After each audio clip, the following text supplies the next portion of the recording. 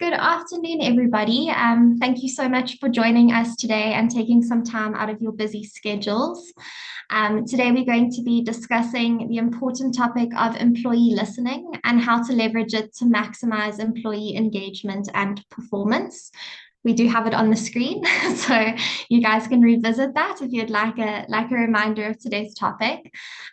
Before we dive into the session, I'd like to introduce you all to Tegan. Tegan is a senior consultant and one of Yellow Seed's industrial psychologists. Tegan has deep expertise in areas like 360-degree surveys, employee feedback, as well as culture and engagement questionnaires. So, as you can all probably tell, her passions and expertise are deeply aligned with anything that has to do with really listening to employees. I'm very excited to have her on the webinar with me today to draw from her depth of knowledge and experience in this area. In terms of introducing myself, my name is Sarah. I'm also an industrial psychologist and a consultant at Yellow Seed. I have a huge interest in the EVP space, and EVPs are most effective when we listen to what employees want and what they value. And I've had the privilege of witnessing firsthand the positive impact that really listening to employees can have. During this webinar, I'm going to ask Tegan some questions to gain some insights, but we'd really love to hear from everyone that's joining us today. So please raise your hand if you want to ask any questions as we go along. We'd also love to hear from your experiences, so please don't hold back. Teeks, could you start us off by giving an overview of the session and maybe explaining what employee listening is? For sure. Thanks so much, Sarah. Maybe just a reminder to just remain muted if you aren't asking a question, please. We might mute you. I promise we're not being rude. It's just that the session is not disrupted. But yeah, thank you so much for the introduction, Sarah. It was lovely, and I'm just really excited to have you on the call. The webinar today is really designed to equip leaders, managers, and HR professionals with the tools and strategies needed to maximize employee experiences, enhance team and professional engagement, and elevate overall performance. We know it is at the end of the day, and we're also getting close to the end of the year. So we really designed this to make sure that it is as interactive as possible, as Sarah has said. Sarah is going to share a bit of her lens on the employee listening perspective from the EVP side of things. And then I am going to ask you just to have your phones ready in a second. Please don't check your emails, but we will be getting into a bit of a Mentimeter and a Kahoot. So start putting those competitive socks on. As Sarah mentioned, we really want to hear from you, and we have all had experiences when it comes to feedback, getting feedback, giving feedback, and so we'd love for you to share some of those today. Go for it. Sorry, no, thanks for the overview, Teeks. Yeah, do you want to maybe start us off by giving an overview on what employee listening is? Cool. Thanks, Sarah. I jumped the gun there a little bit. But basically, employee listening involves the practice of actively trying to understand employees by engaging with them and getting some real-time feedback from them about concerns, motivations, experiences, and ideas. Anything really, anything that you're listening for. And so an important part of employee listening is ensuring that it is holistic and that it involves two-way communication. We all know what it feels like to not be asked for our feedback, or to be asked for our feedback and then nothing gets done with that feedback. And so that is what we really want to chat about today, is how do we make these employee listening tools and techniques as effective as possible? Because I think often they're failing because of our approach to feedback. So we really do rely heavily on feedback that is either given to us from participants in the listening process to just make sure that the process is conducive to enhancing engagement and productivity, or again, whatever it is that you're looking for. And so part of that is also giving feedback to the participants. So you've heard from them, but we also need to make sure that we're relaying what we've heard from you as a business. And so that is employee listening in a nutshell. Awesome. Thank you for the lovely overview. What tools have you found most effective in practice in terms of getting that type of feedback from employees? Cool. So the type of information that you're looking for and that you want to gather is really going to steer you in terms of the employee listening method that you choose. Traditional employee listening tools typically speak about surveys, or pulse surveys, which are short and frequent, but they do gather real-time feedback. So how's the business feeling at this moment? We also have focus groups and one-on-one interviews. The type of information, that, like I say, that you're looking for is going to steer whether you want to do a climate survey or a culture survey or even an EVP possibly. But again, depends on the organization. Another way of listening is also through 360s, which is not typically listed as an employee listening technique. But I believe that 360s are really a way that you can get into the granular. They give people the lenses that they need to develop. And then they also provide managers with some insights in terms of what's happening in their teams and with their direct reports that they wouldn't otherwise have, specifically because it is collecting perspectives from several individuals. And so you really are getting into the nitty-gritty of what's happening with that individual in your team. Often managers are only seeing them during check-ins, and so they can be really selective in terms of what they share with their managers. If we truly want to develop people and enhance their engagement, we need to listen to them. When 360s in particular, and all of the surveys, but when we look at 360s in particular, when they are handled well, we really see enhanced satisfaction and commitment as employees feel like I'm listened to and you're investing in me. And the team also feels like, okay, perhaps as an underperformer, you're doing something about it. And so I still feel heard, increasing that morale. So I think when 360s are crafted and delivered, or the way that they are crafted and delivered often puts people off of them. And we've just really found great experience through tweaking our approaches to ensuring that we've mastered the way that we ask questions in these surveys to really get to the root of what we're hearing. I really enjoy other types of surveys as well, but we have to be mindful that survey fatigue is real. People are behind their screens all day, every day. And so we really need to be mindful of what's happened in the business, what's going on in the business, when we're trying to yield responses from surveys. Some different types of surveys that you can use in terms of employee listening. You've got climate surveys, which are helpful to address the short-term mood of the business, which is not to be confused with culture surveys, which assess the long-term personality, if you will. One is looking at what's currently happening, and one is looking at what are my beliefs and perspectives about the overall business in the long run. Sarah is for sure our EVP expert. I think she was quite humble when she introduced herself, and we often use EVPs as a deeper listening tool to gauge what employees need before implementing. Could be remuneration strategies, cultural interventions, leadership development processes, or any other, I want to call them surface level needs. So what shows up on the surface is what you think you need. And so, yeah, Sarah, I think I'd really love to hear from you in terms of your experiences when it comes to EVPs, and just surveys in general. What are you typically finding at the moment? I found listening to employees being very central to the process. I think on the EVP side, particularly, companies might be investing large amounts of money in interventions that employees don't value, and it could be better spent elsewhere. Furthermore, companies might not be aware of issues that employees are experiencing. So maybe they don't have visibilities of a bottleneck, or they are unaware that there are issues with certain leadership styles. And when we actually hear what employees are saying, rather than merely treating the symptoms, we can address the root cause of the issues within the organizations. Just looking at research and pulling from our experience, some of the benefits of listening to employees is enhanced engagement. So we know when people are engaged, we have higher job satisfaction, increased performance, and better attention. It can also increase innovation within a company when we are hearing people's different views and different insights. We can incorporate that into decision making and come up with some innovative solutions. And trust and communication can also grow between employees and management when that open communication is fostered. However, when we ask employees for input and then we don't action it or make changes, it can have negative consequences and can actually kill the trust that we're trying to establish. So listening to employees is a very powerful tool for performance, but we need to make sure that things are done correctly. For those of you in the audience, it is now your turn to answer a question. Teagues, I'm going to hand over to you to chat them through the Mentimeter. Cool. So you should be seeing a screen that says, please join our Menti.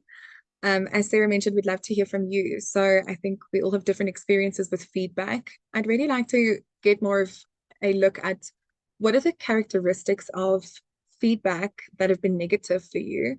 So you'll see that there is a QR code on the screen, or you can alternatively go to menti.com. There is a code at the top which says 7881340. If you input that, you'll jump onto the page. I'm seeing some people are joining already. So it's just going to be a little bit of a word cloud. So I'm going to skip on to the next slide. If you have missed the login, you will see that it is at the top of the screen still. So it says join at menti.com. And again, that code is displayed over there. But you can start to input your responses. The screen should have changed for you on your phone. So what is attributed to negative feedback experiences that you have had? It could be several things. It could be somebody not listening when you have been giving them feedback. It could be the tone that was given in. It could be that there was no feedback at all. I'm giving you all of the answers, and so I'll leave it to you to give me some responses.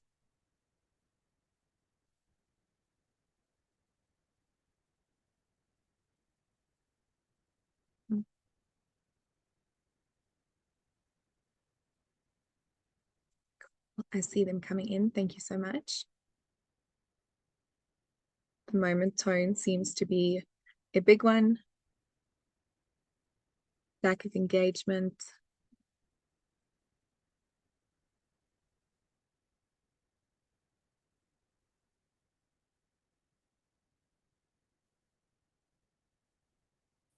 Okay.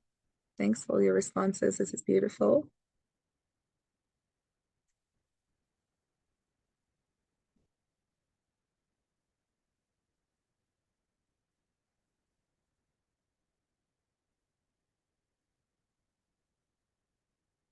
Cool. So tone seems to be the biggest one. I'm also seeing a lot of trends with not listening, being distracted, being disengaged, not being prepared, perhaps the way that it is given. So the manner seems to also be something. So rudeness, negative wording. It's often a tick box exercise, which I think is something a lot of us have experienced. Not being open-minded, being taken by surprise for sure. So a lot of you, and lack of trust, that seems to be a big one that's coming through as well. And so often we're finding that people have been scarred by employee listening tools because of all of the things that are listed on the screen. And that makes it really important for us to ensure that we are using these tools and techniques to be valuable and not to be more harmful. People have been burned by surveys, and so we'll chat a little bit later about survey betrayal as well and what that looks like and moving through that as well. So often I think they are not used for the correct reason, and so people are feeling that they're demotivated, as we're seeing on the screen, lumping everybody in as one. Yeah, lack of understanding, lack of engagement. There are still a few answers coming in, and I'm loving what I'm seeing. So timing being too harsh. Cool. Okay. So I'm going to stop this share. But thank you for your valuable input. Yeah, it's really apparent that we've all been burned a little bit when it comes to feedback and listening. And so I am going to jump into just some of the research and data that we have been seeing when it comes to employee feedback. So perhaps just having a look at what people are saying and when it comes to feedback, what is so important about the delivery. And so we're seeing that most of us have been impacted by feedback, right? Whether that feedback is positive or negative, we often on the receiving end of that have felt really defensive. And so I think that that is super normal. Um, and so what people are saying in research is we're seeing that there's a study conducted by Kluger, which found that performance declined by almost 40% after individuals received feedback. And so, you can start to paint an image, right, of why we're so scared of these feedback tools. And so the research suggests that when we are given feedback, the neuroscience of it shows us that feedback threatens the way that we viewed ourselves or view ourselves. And so, in an effort to protect our self esteem, employees will naturally disregard feedback and become defensive. And we will actually shift our social networks to downplay the importance of the person giving feedback. So, for instance, if I don't know, somebody at work tells me that they don't like what I'm wearing today, and that's their feedback, automatically my brain will be like, what do they even know about fashion? So it's a way to protect our self-esteems. And so you can think about the negative impact that happens when we hear feedback, be it about our performance or what it might be, whatever it might be, teams or whatever. So this is where 360s are really powerful, because my favorite saying is, if one person says you're a horse, they're crazy. If two people say you're a horse, they've spoken. If three people say you're a horse, they've colluded. And if four people say you're a horse, you likely have a tail. And so 360 feedbacks are just such a nice way to firstly listen to what the rest of the people are saying, as well as to give feedback and a good view of an individual.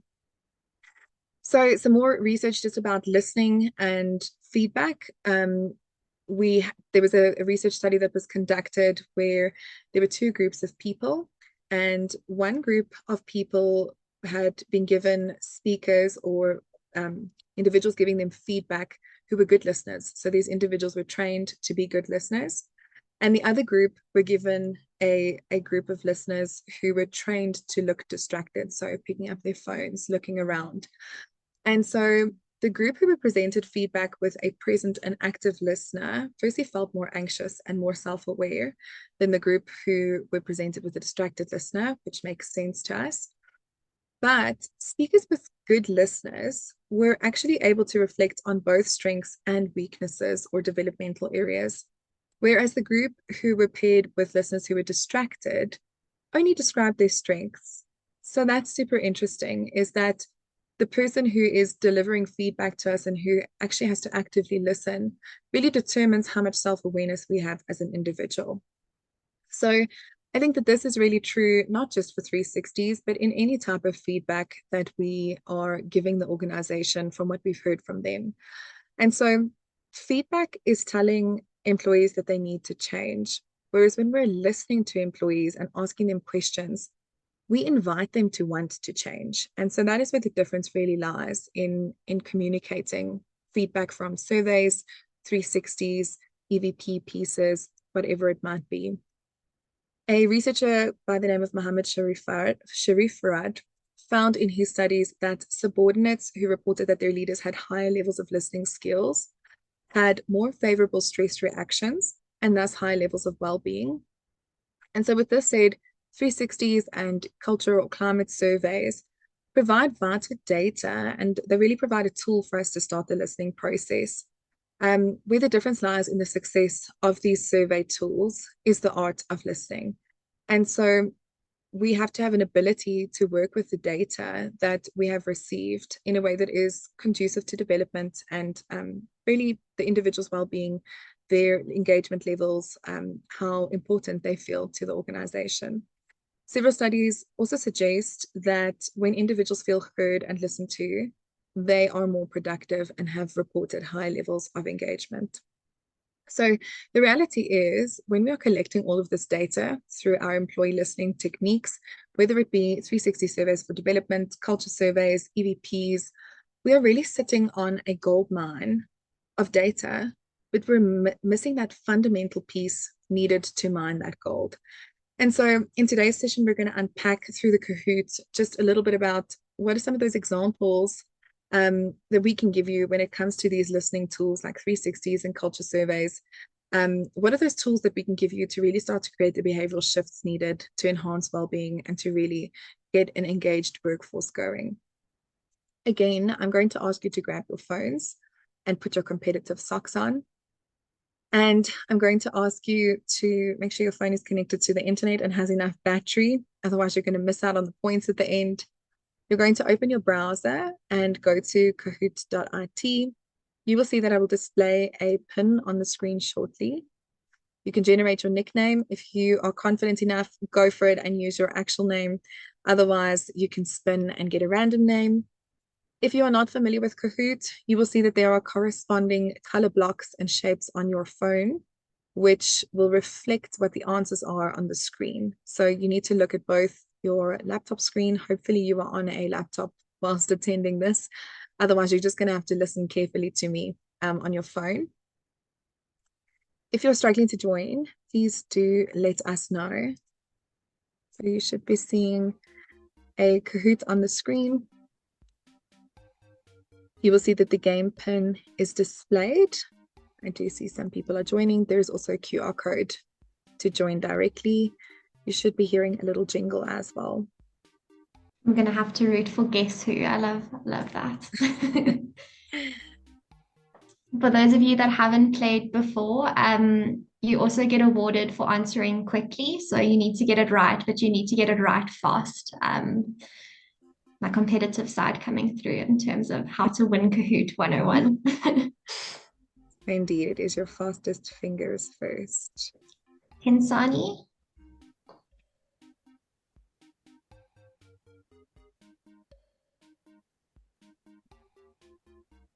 Hinsani, we can see your hand raised. Is there something you wanted to mention or ask? Oh, okay. Hi. Hi. So mine says something went wrong. Unfortunately, Kahoot has stopped working because of an unexpected error. We are sorry for the inconvenience. Okay, cool. Perhaps just try and close your internet browser and try reopen it. Does that do anything? I'm trying it for the second time. Let me try again. Kahoot.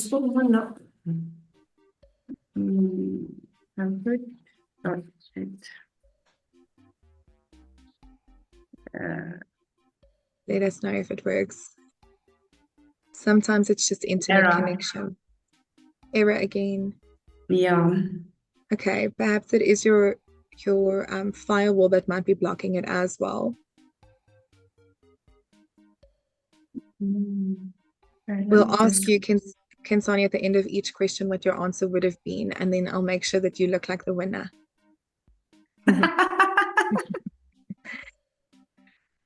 Okay. Okay. I am going to get started, and then again, should you wish to join at a later point, or if you drop off, sometimes internet connection makes you drop off, the game pin will still be at the top of the screen, so you can jump in. You might just have to work extra hard to catch up. But okay, let's get into some of the questions today. The first question is a quiz question, and it is multi-select, so you can choose more than one answer. What are the benefits of a 360 survey? If you listen to Sarah just now, she gave you some of these answers. Is it balanced feedback, which is the red block? Improved communication and transparency is the blue block.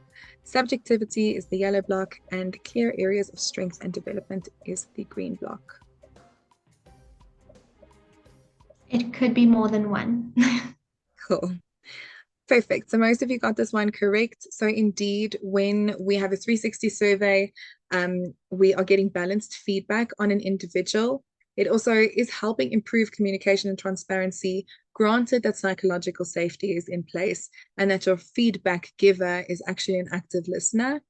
And it also gives us some clear areas of strength and development. And I think this is where a lot of surveys go wrong. It is super important that your questions are phrased correctly so that somebody's got a targeted area that they can have a look at when it comes to development. Okay, it's very fitting that winner is in first place, followed by Mia and then me. Okay, the next one is a quiz, and it is also a multi-select. What is the purpose of a 360-degree survey? So it's to use in place of difficult conversations is the red one. To determine salary adjustments in performance appraisals is the blue one. The yellow one is a diagnostic tool to determine areas for development. And the green one is to gather feedback from multiple perspectives.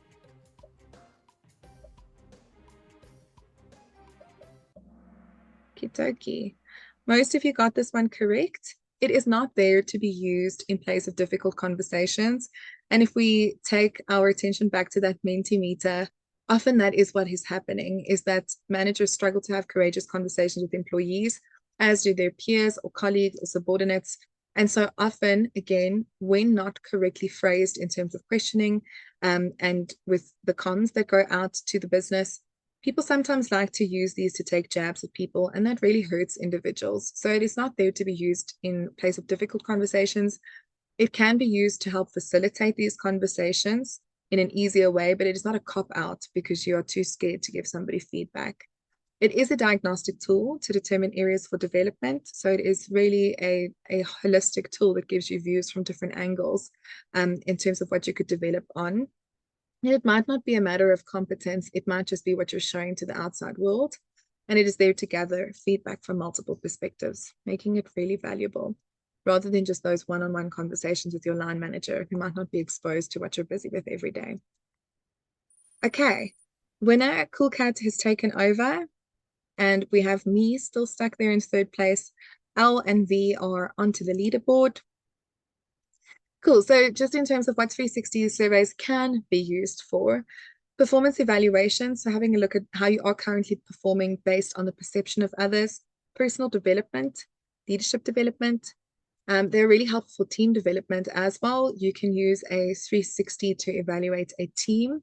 Again, really listening to what the employees have to say about the team in a safe and constructive way. Can be used for succession planning to understand who is perceived to be somebody that can take over a role. We can also use them for assessing organizational culture and then feedback and communication.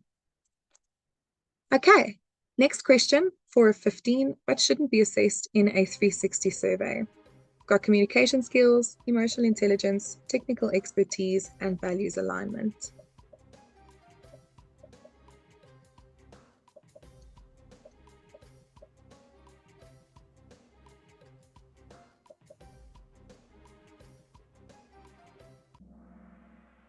Okie dokie. So we should not be assessing technical expertise in a 360 survey. Communication skills, for sure, there are behavioral indicators that can help us understand how somebody communicates, likewise with emotional intelligence and values alignment. If we remember what a 360 survey is used for, it is the different lenses that other people are seeing you through. And so it's important to understand how emotionally intelligent they perceive you to be. It's not going to give you that EQ factor that some psychological assessments will give, but we can get an idea of how much empathy you're showing, for instance. Same thing with values alignment. Technical expertise is always one that confuses some people. Technical expertise cannot be assessed through a 360. If we think about, for instance, somebody who has to measure something, if we take an engineer, it's really difficult for me to have a perception of how they measure something. I need to have an actual quantifiable answer of whether they do that, yes or no. And so often 360s are not going to give you the data that you're looking for if you're looking to assess somebody on their technical expertise. It becomes super subjective when it comes to something that can be quantified like that. Okay, Cool Cat is in the lead and L has taken second place with V in third place. Got Redhead in fourth place, and then Mia is back on the leaderboard in fifth place. This is a true or false, so fastest fingers first. 360 surveys are anonymous, ensuring confidentiality for all participants.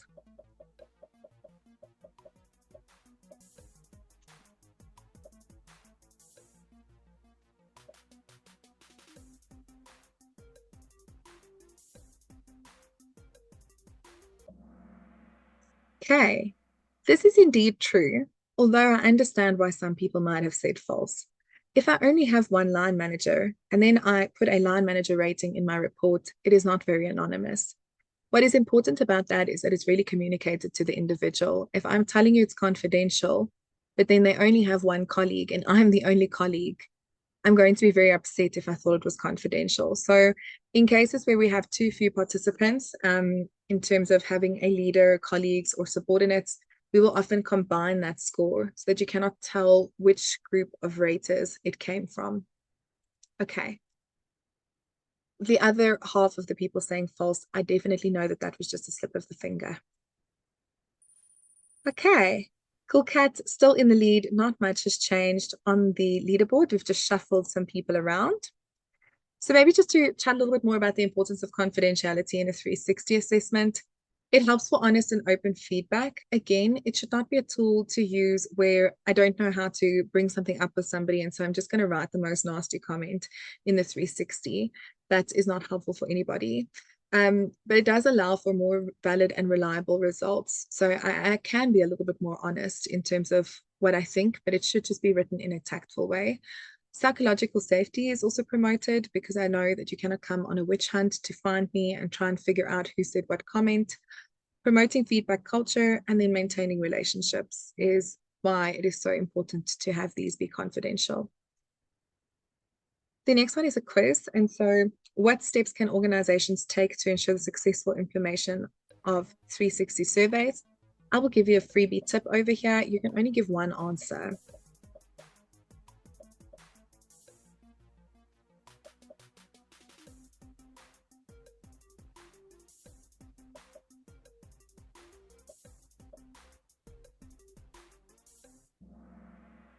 Okie dokie. So again, everybody who said communication around the survey just had fastest fingers first, but it is indeed all of the above. So communication around the survey is super important. Half of the organizations that we work in have been on phishing courses. And so if I get a random link in my inbox, I promise you I'm not going to click on it because then you're going to make me do phishing training. So there needs to be adequate communication around the survey, either from the business or from you internally if you are in the company that is having the survey done on them. The questions have to be unambiguous and measurable. So I'll go into some examples of those just now. And anonymity, obviously, as we've already discussed. Okay, the leaderboard has shifted again, but the Cool Cat is in the lead. So Superstar, congratulations, you've made it onto the leaderboard. And there are 3 of you that have hit an answer streak.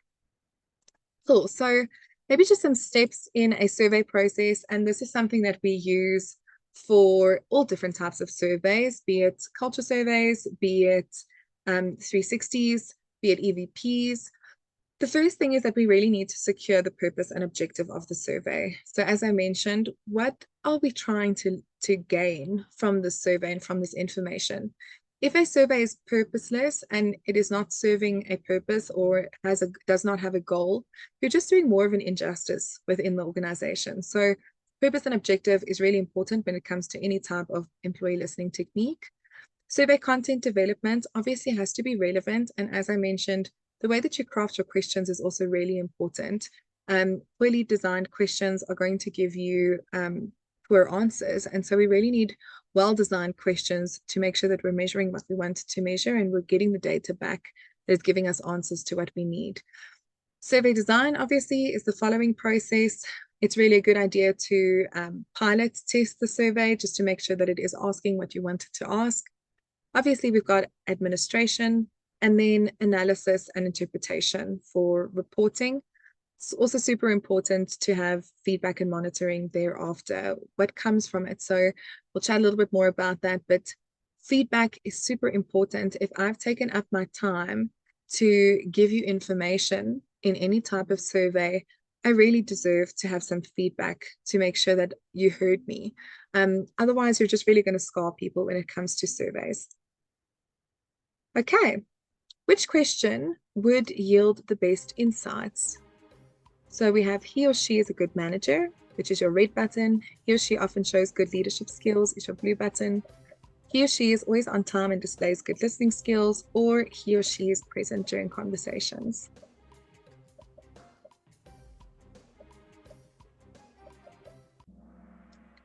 Okay, so this one speaks to what I've just mentioned. And I will go through each question and explain to you why it might not be the best question. So when we look at he or she is a good manager, none of you have selected that. But being good can look different in everybody's eyes. That is the same for he or she often shows good leadership skills. Which leadership skills are we referring to over here? What does good look like? Could look different to you, it could look different to me. If somebody is scored negatively on that item, they're really going to be left with a lot more questions than answers in terms of what they need to develop. The yellow question, he or she is always on time and displays good listening skills. Again, if you are scoring me highly or lowly, I'm not quite sure which one you are scoring me on. Is it that I'm always on time, or is it that I display good listening skills? And so if we have a look at the green one, he or she is present during conversations, is clear, it's concise, it's really one single behavioral indicator, which tells me what to develop on if you score me negatively over there. Let's have a look at what has happened in our leaderboard. Cool Cat is just holding that top position.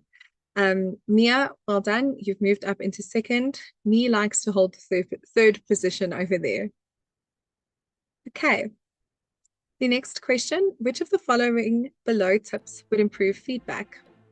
We have give 100% of your attention or don't listen at all. That's your red button. Listen without judgment is your blue button. Do not impose your solutions is your yellow button. And ask more good questions is your green button. You also have all of the above, which is the turquoisey button.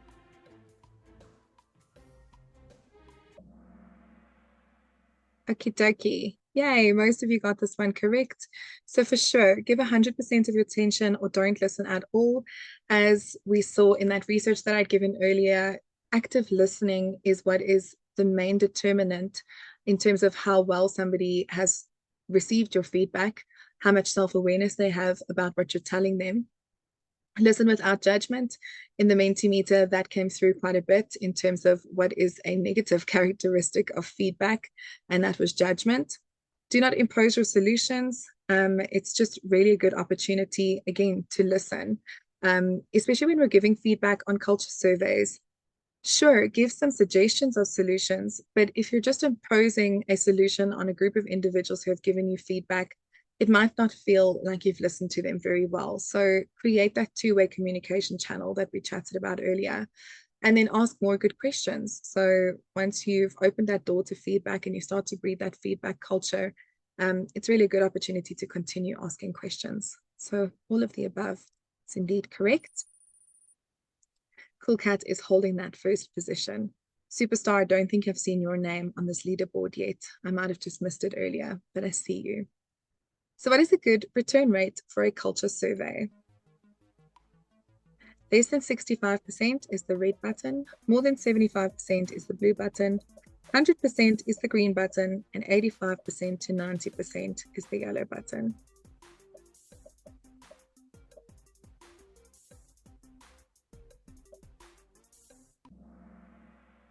Okay, well done. Most of you got this one correct.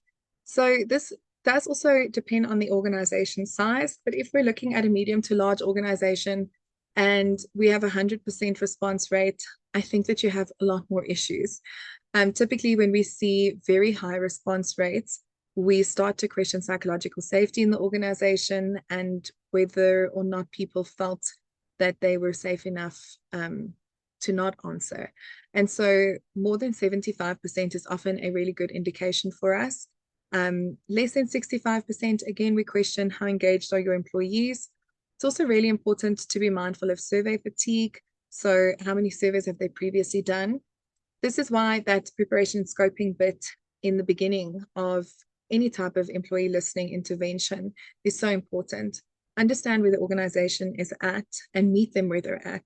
But more than 75% is a really good indicator. So I see most of you got that one correct. Cool Cat is still in the lead. Kinsani, I have not forgotten about you, and I'm assuming that you've gotten all of these answers correct already if you haven't been able to join the Kahoot. Which of the below questions would be a good diagnostic question in a culture survey? I feel supported by my company to maintain a healthy work-life balance. How often do you feel burnt out? I am satisfied with the company culture. I have friends amongst my colleagues. This is a trickier one.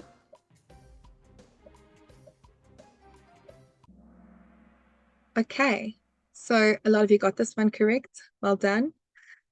Let's start with the ones that maybe wouldn't be the best questions. So how often do you feel burnt out?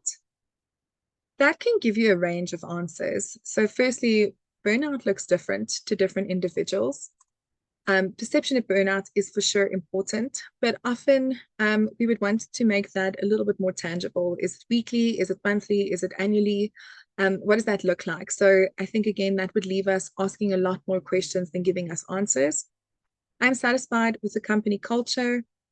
That is helpful, but which part of the company culture? It doesn't really give us any depth into the company culture itself.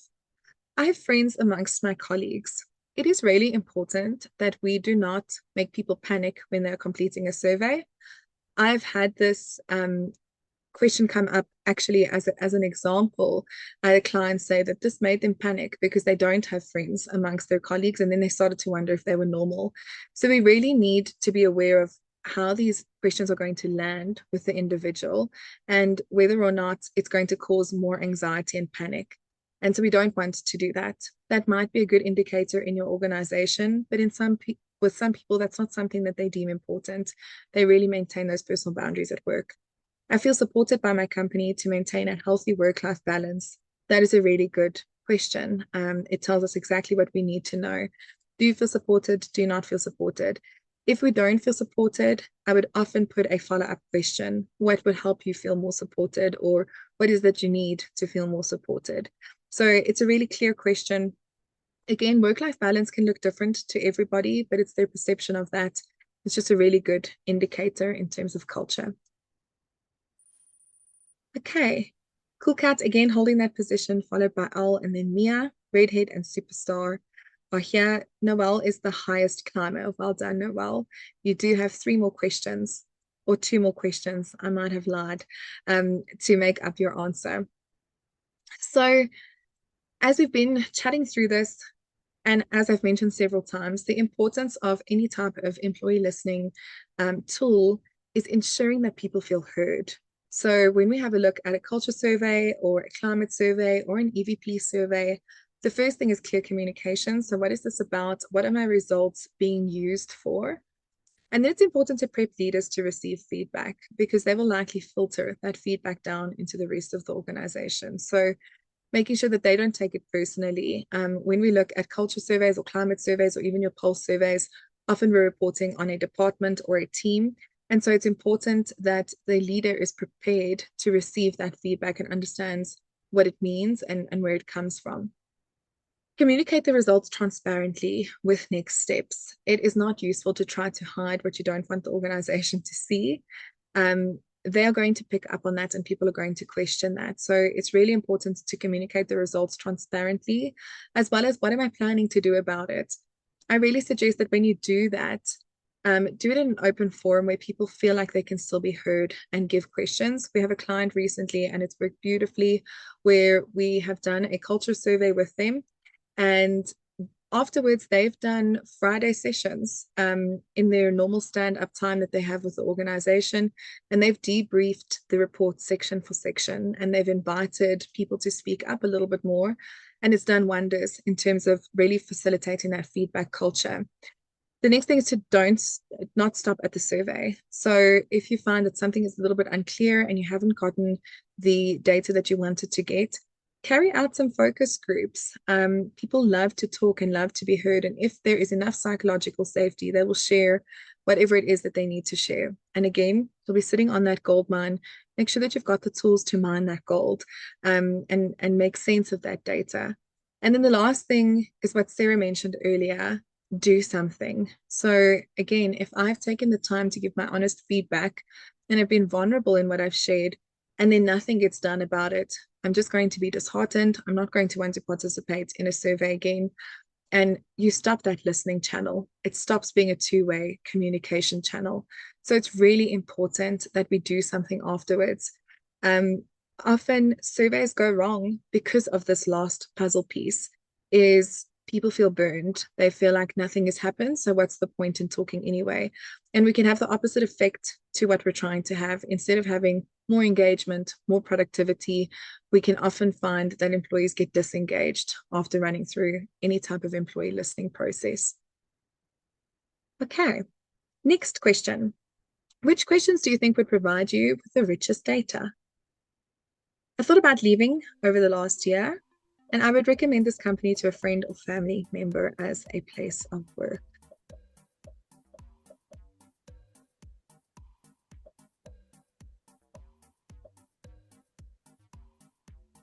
I'm sure we've seen both of these items in surveys before. Okay, so most of you got this one correct. When we think about, I thought about leaving over the last year, we really need to be intentional in designing questions that are safe for an individual to answer. Answering something like this might leave somebody with a lot of feelings of shame. They might start to worry that somebody's going to have access to this and see that my name is all over it, and then what will the consequences be? And so it's easier to ask a more positively phrased question. So I would recommend this company to a friend or family member as a place of work. We use this question quite a lot in our climate surveys, and we use it as a measurable statistic moving forward from year to year. Often you will find people who say, I would not recommend this, just merely say because it's not a fit. But you do get some rich data from this when you follow it up with an open-ended question of what makes you want to or what makes you not want to. And so often we find that this is really useful. When we ask about a thought about leaving over the last year, I don't think that all of the answers are transparent, and it often causes panic about what's going to happen. So many of us want to leave. So when you present those results back to the organization, it stirs up a little bit of panic. And so the blue question would be the preferred question to ask. Okay. Tumi is the highest climber. Well done. Cool Cat is holding that first position. We have our last question, which is a multi-select. What prevents culture surveys from being effective? Survey fatigue, survey betrayal, question structure, or timing? It's a multi-select, just to remind you.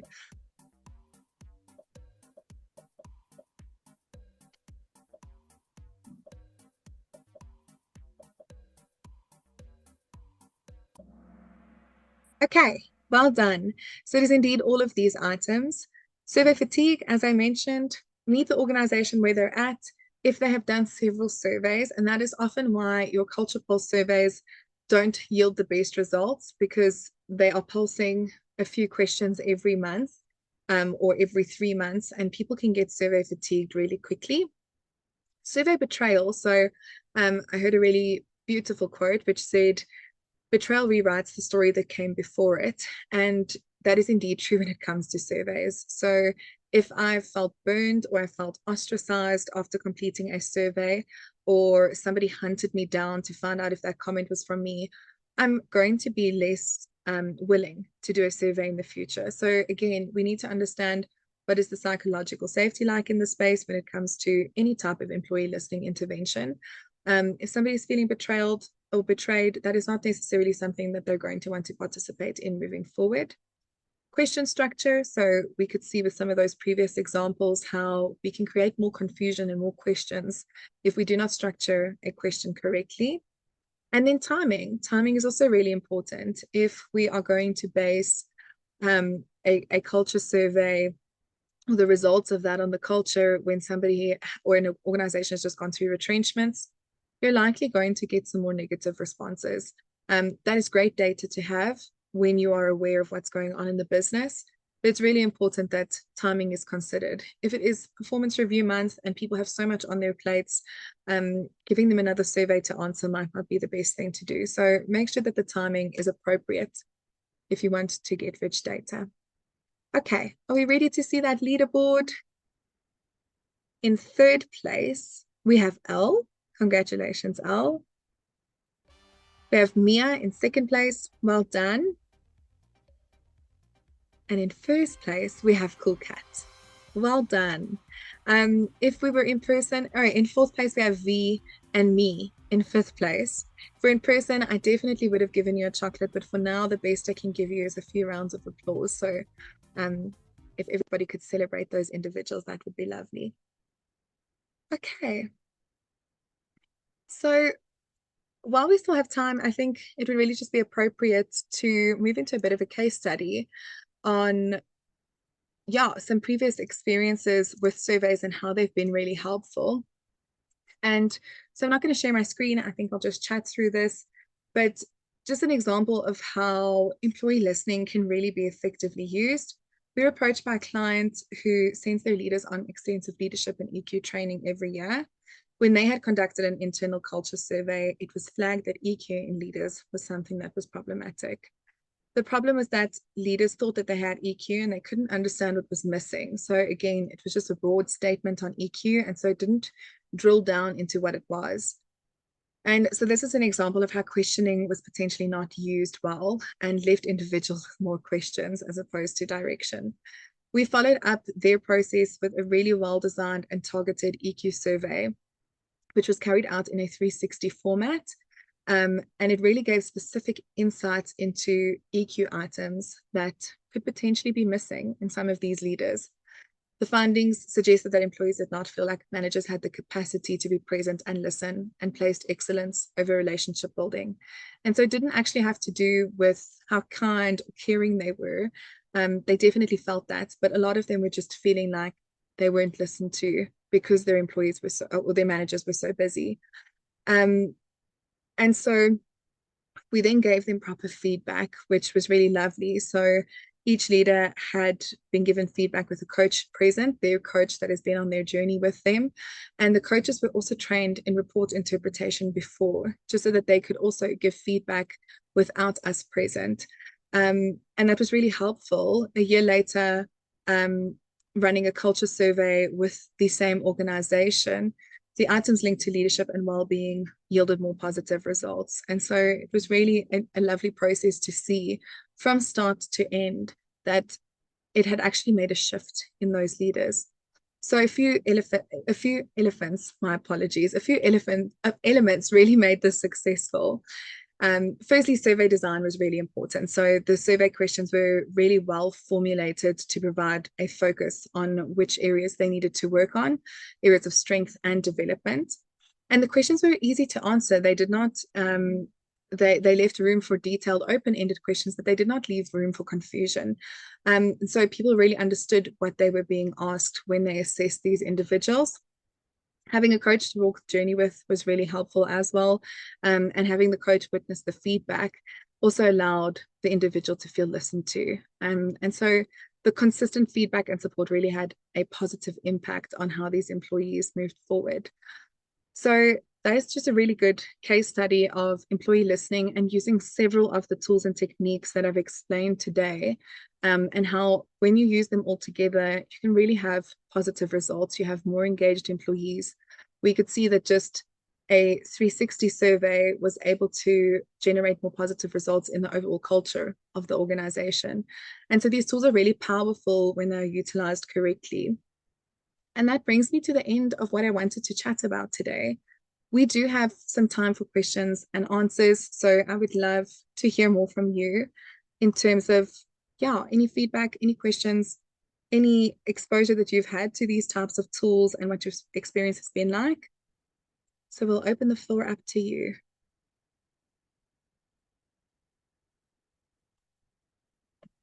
You can pop it in the chat box, or you are also welcome to raise your hand or unmute yourself.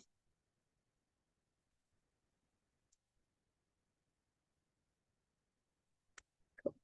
I do see a hand up. Nando, I hope I'm pronouncing your name correctly. You have, thank you. Hi, everyone. Hello. It's not a question but comment. One of the few things that you mentioned is that we could use a 360 also for salary adjustments. Could be maybe for promotion. I think for me, I've got a little bit of a concern with that, because 360 can easily become perception.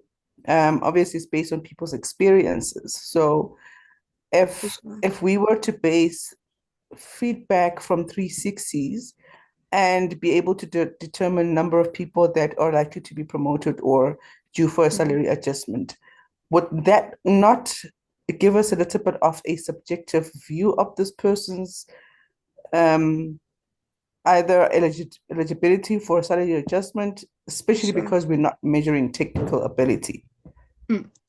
For sure. So you would have seen in that Kahoot question, that was an incorrect answer. So you're definitely correct, Nando, in that we do not use 360s for salary adjustments, for the reason being that it is subjective. And if I know that I am firstly being evaluated and that will determine a salary adjustment, I'm not going to answer honestly. If I have a peer at work, they are not going to answer honestly. So you're indeed correct. So that was an incorrect option on the Kahoot, is that it should not be used for salary adjustments. It does And provide performance detail, so it is helpful when we're looking at talent management and where this person can move to, although that should not be the sole piece of data that you use to determine if somebody is promoted. But it is helpful to get insights in terms of where could they potentially develop to move into that role. So when we were speaking about the development piece, that is what we were referring to. okay, But thanks. here.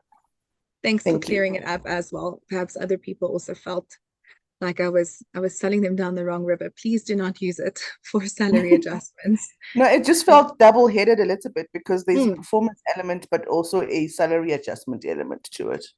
yeah, for sure. So absolutely not for salaries. It's going to put a bad taste in people's mouths when they're completing it. Thank you. Thanks, Nando. Any other questions?